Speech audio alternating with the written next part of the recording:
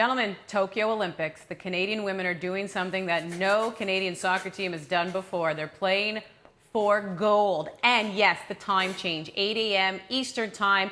It was reported that 11 a.m. local time in Japan, it would have already hit 40 degrees Celsius. It's just absolutely ridiculous. So they moved the game to the evening, early morning for us here. We know, Ollie, what that bronze medal in 2012 did. Also in 2016, but in 2012 it was the first. And we really know how it catapulted the image of the Canadian women's team and what it's done for so many young girls in Canada to play.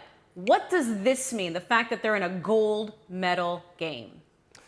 Well, we also know what a gold medal does for any Canadian athlete or any group of Canadian athletes, right? They're overnight superstars.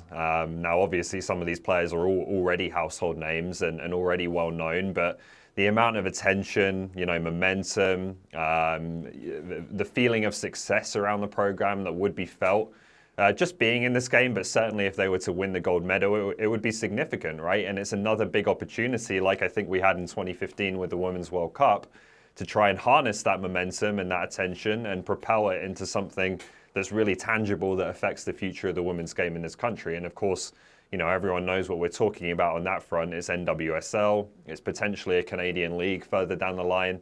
It's really starting to put in place these firm foundations of club football for young female Canadian players that can grow the program and allow Canada to continue to be a top nation in women's football for years to come. So it's about trying to, making the most of the moment, I think, trying to harness all the attention and, as I said, all that momentum that's around the team and really turn it into something that lasts and that lasts for a number of years. And hopefully now I think there are people working behind the scenes to try to do that.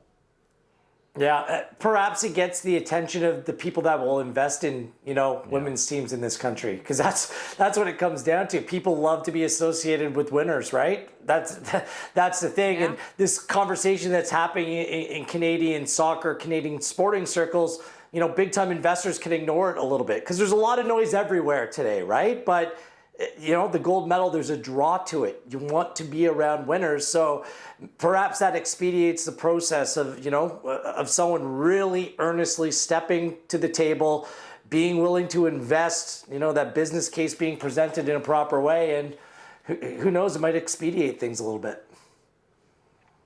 Wouldn't it be nice, we hear this phrase, cement one's legacy, if you could just go to the local Canadian Tire and buy cement legacy, but no, you have to earn it.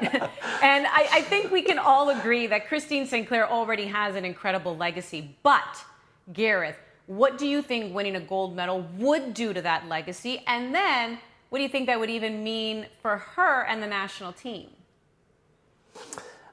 There's something special playing a team sport and having that team success, because as an individual, her track record speaks for herself. She's the greatest goal scorer in international soccer history, and she's done just about everything. But this is what saluted her. What were we saying about Lionel Messi up until this summer winning with Argentina? Something's missing. Can I call you the GOAT without that team title? And what's kind of funny about this time around, it's not the Christine Sinclair show, right? She's a member of this team, and there's been other players who stepped up, which I think would mean something, maybe a little bit more to her, that, it's not just her saying, hey, get on my back here. It's very much a team approach. So look, her legacy's cemented. I just wonder if you go on and win it, and we've seen this with professional athletes before, is this it? Yeah. Is this when you decide to hang them up? She's battled injuries all season long, even to get to this point. There's something romantic about, leaving on that high. I'm sure that she'll, have these tribute matches, which Canada Soccer still wants to have across this country. But the pandemic obviously threw that curveball. But perhaps, this might be her last Olympics, or might be, her last time at a major tournament. We'll see. I mean, she wants to play, but there's something romantic about going out on top. Yeah, that's the big question, and maybe a bit of an unspoken question, because no one wants to see that day come, right?